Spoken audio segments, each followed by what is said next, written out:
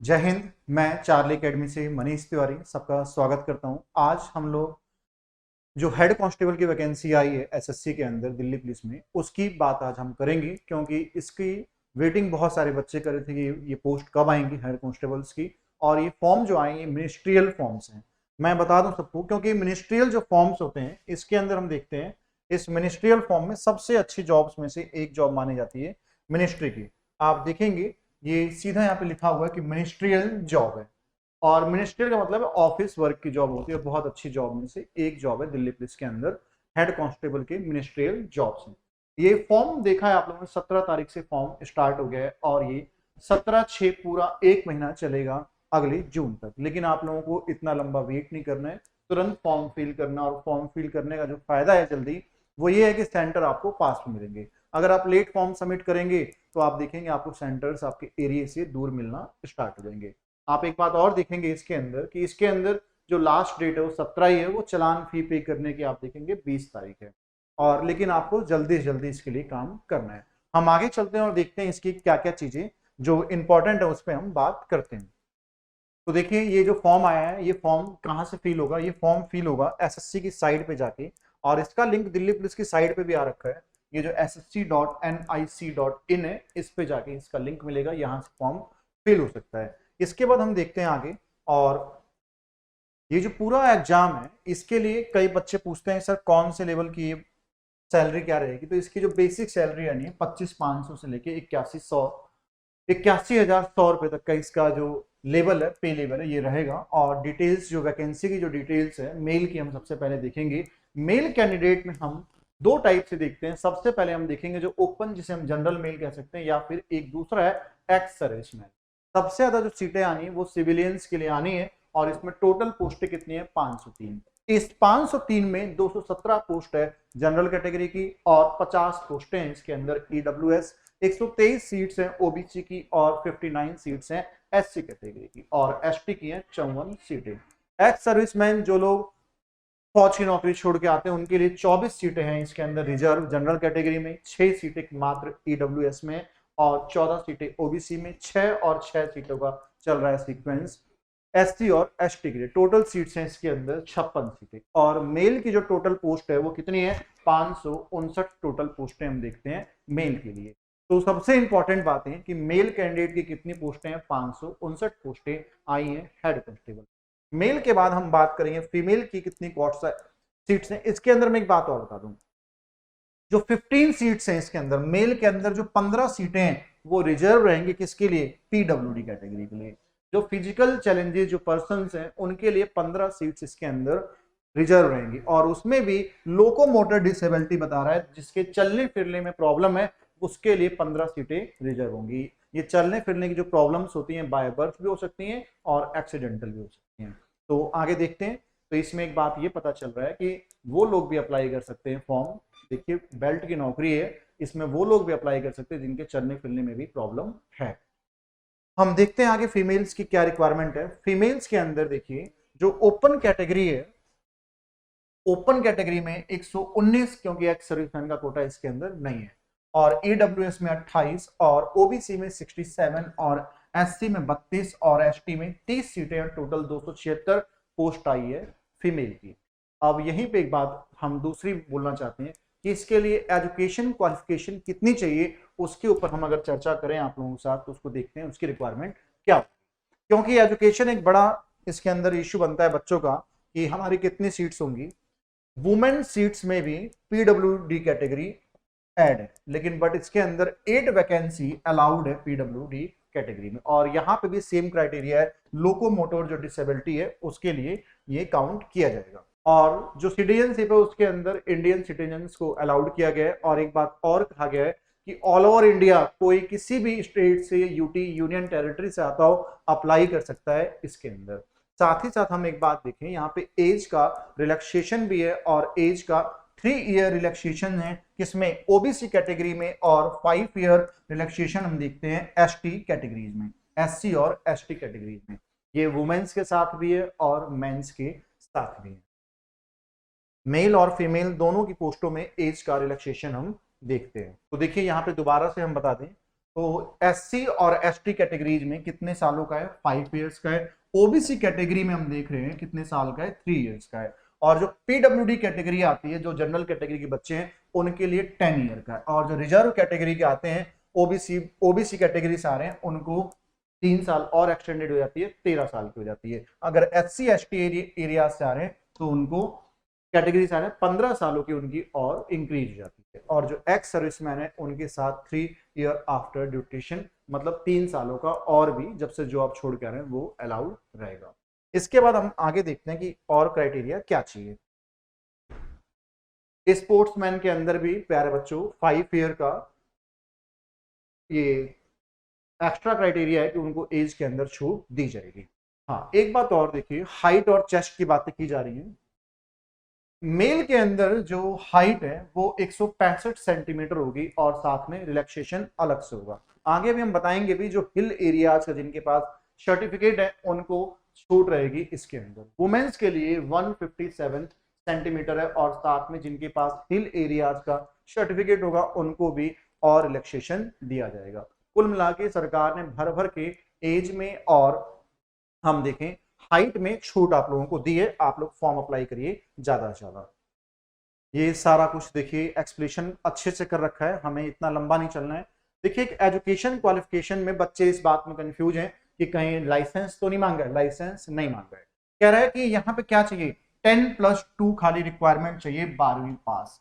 वो भी क्या कह रहा है, रिकॉग्नाइज्ड बोर्ड से उसको चाहिए, जो रिकॉग्नाइज्ड बोर्ड है उससे +2 इनको चाहिए। कोई stream art commerce science vocational कोई स्ट्रीम की बात नहीं कर रहा है। साथ में एक चीज और कह रहा है कि टाइपिंग भी चाहिए। अगर बच्चा हिंदी में टाइपिंग करेगा तो 30 मिनट पर मिनट 30 वर्ड्स, और हिंदी में करेगा तो 25 वर्ड्स पर मिनट, इतने टाइपिंग होनी चाहिए। ये 2 मेजर क्वालिफिकेशन है जो होनी चाहिए, और ये सबसे पहले ये बच्चा सीख भी सकता है। आगे देखते हैं हम।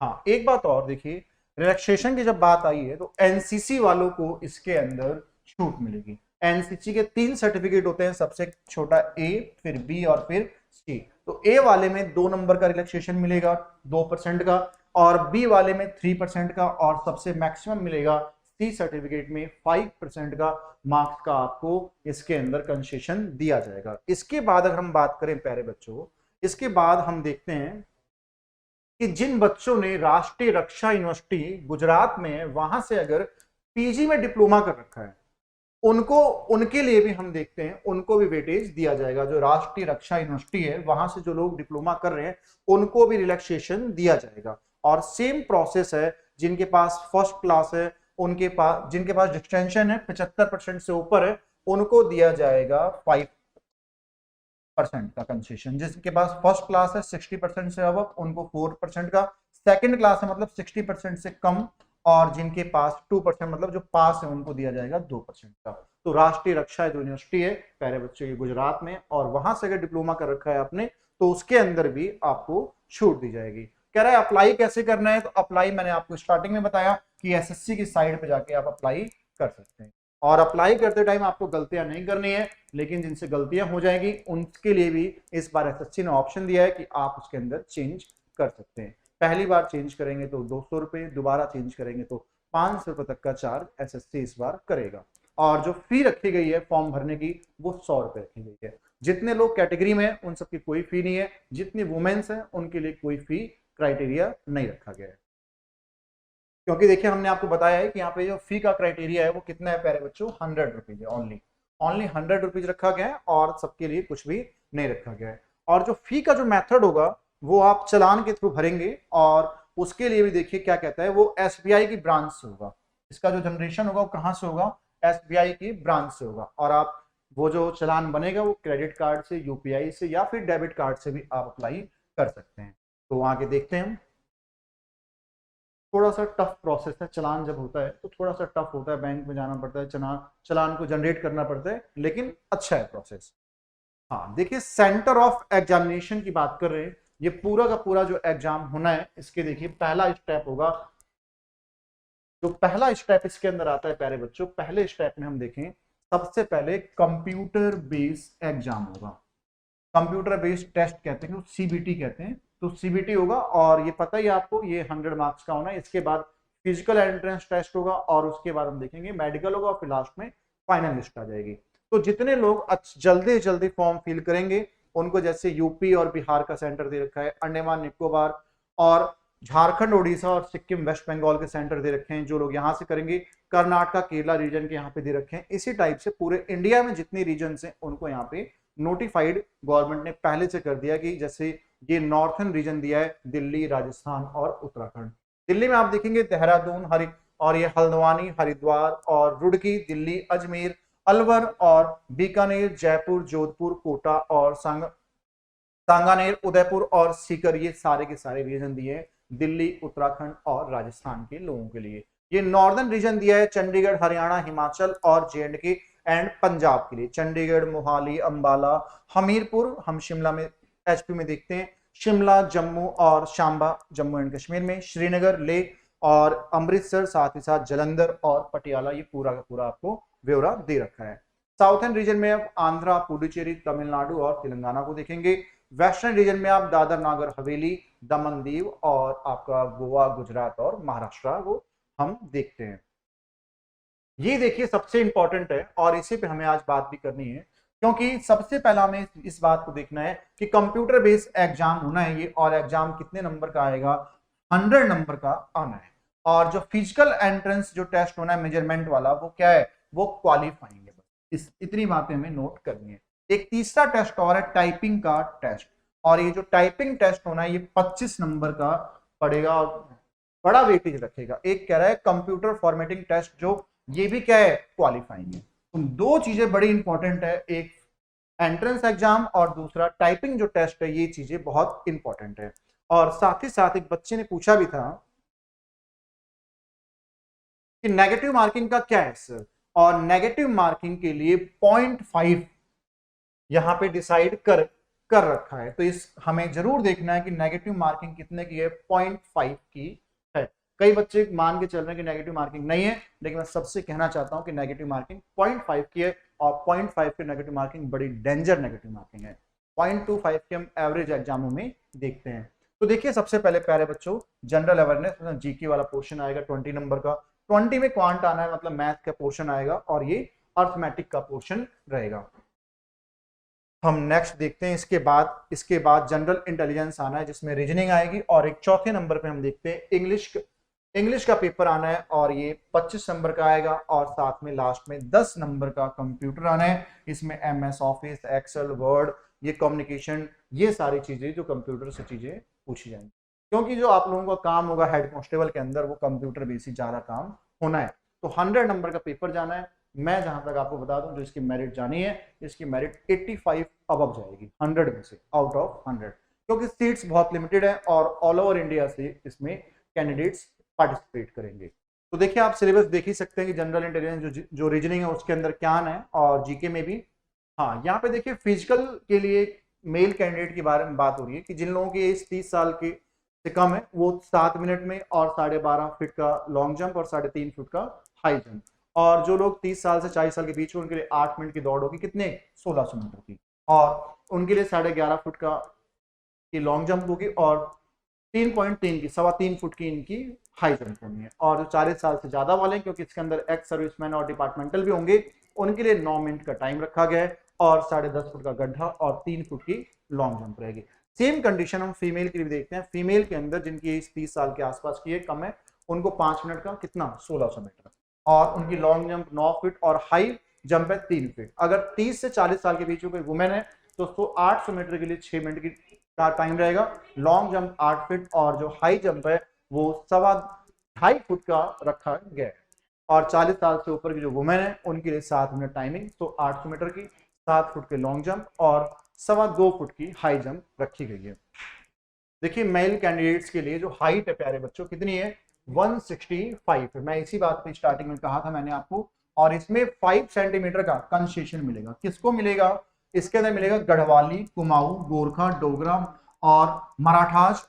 इन कैंडिडेट्स को क्या मिलना है, इसमें रिलैक्सेशन मिलेगा, लेकिन उनके पास क्या होना चाहिए, हिल एरियाज सर्टिफिकेट होना चाहिए। और ये जो बच्चे होंगे ये सिक्किम से, नागालैंड, अरुणाचल या मणिपुर, त्रिपुरा, मिजोरम, मेघालय, असम, हिमाचल या फिर जेएंडके से बिलोंग इनका होना चाहिए, लद्दाख से, अदरवाइज ये छूट नहीं मिलेगी। तो इनके पास हिल एरिया का भी होना चाहिए। जो लोग एसटी में छूट लेंगे उनके पास एसटी का होना भी जरूरी है। टेस्ट के अंदर मेल की 78 नॉर्मल और फुला करके 82 इसके अंदर रखी गई है। तो आपको ऐसा फॉर्म मिलेगा। और देखिए जनरल फॉर्म है सबके लिए, इसमें बाकायदा आपके पास आधार है या नहीं है उसमें यस एंड नो मार्क करना होगा। फिर आपका आधार नंबर क्या है, वेरीफाई आधार नंबर, दोबारा से आधार नंबर मांगा है।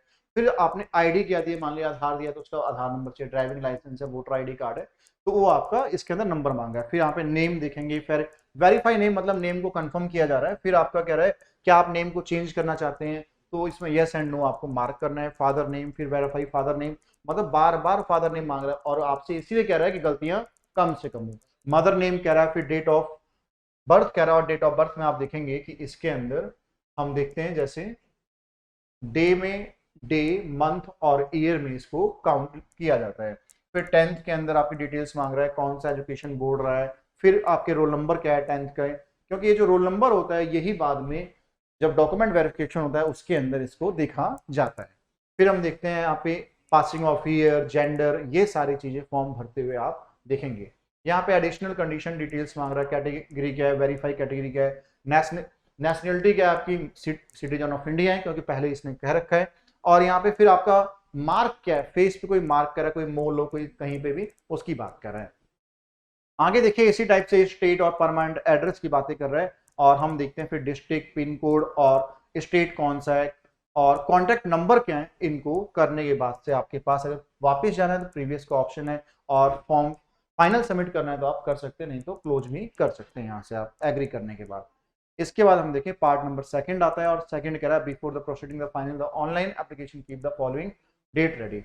इसके बाद आपको रेडी रहना है। और एक बात और, फिर फोटो अपलोड होनी है आपकी। मैं एक बात बता दूं, ये जो एग्जाम होना है रिटर्न में, जो कंप्यूटर बेस्ड टेस्ट है, ये सितंबर में होगा एग्जाम। तो आपके पास टाइम कोई ज्यादा नहीं है, सितंबर तक का आप इसमें प्रिपरेशन अपनी कर सकते हैं। तो आगे चलते हैं, हम देखते हैं रजिस्ट्रेशन नंबर ऐड करना होगा जब लॉगिन करना है इसको दोबारा से। और देखिए इस टाइप से पूरा फॉर्म फिल हो जाएगा आपका, जैसे पूरा इसके अंदर बहुत ब्रीफली मतलब अच्छे तरीके से बता रखा है फॉर्म कैसे फिल करना है और किसी बच्चे से कोई गलतियां ना हो जाए। और देखिए दोबारा से फॉर्म फिर कह रहा है कि फिल ऐसे करना है, हेड कांस्टेबल के लिए, मिनिस्ट्रियल के लिए, फॉर द इंस्ट्रक्शन इसने साफ बता दी कि ऐसे ऐसे चीजें चलनी है। बकायदा एक फॉर्म भर के बता रखा है कि ऐसे फॉर्म को फिल करना है। और देखिए सिग्नेचर कैसे होगा, फोटो कैसे आनी है, ये सारी चीजें इन्होंने बता दी हैं। और इसके पीछे एक ही लॉजिक है प्यारे बच्चों, कि गलतियां आप लोगों से ना हो। अगर गलतियां हो गई तो मामला बिगड़ जाएगा। और देखिए लिस्ट भी बता रखी है, गेमर कौन कौन से होंगे, archery, athlete, badminton, basketball, boxing, cricket, cycling या स्क्वायरिंग, फुटबॉल और gymnastic, hockey, judo, kabaddi, kho kho, swimming, tennis, ये सारे इसके अंदर लिस्ट बता रखी है। तो ये फॉर्म फिल करना होगा नेशनल फेडरेशन एसोसिएशन का। तो आप हमने आपको बताया कि फॉर्म आपको कैसे फिल करना है, बाकायदा दे रखा है। कोई गलती ना करें आप लोग पहले आराम से रीड करें और फिर उसके बाद से फॉर्म फिल कर सकते। तो इन्हीं सब बातों के साथ धन्यवाद सबका। आप लोग चार्ली अकेडमी ज्वाइन करिए, पूरा वादा है कि हम आपको अपना बेस्ट देंगे और आपको सिलेक्शन तक लेके जाएंगे। जय हिंद,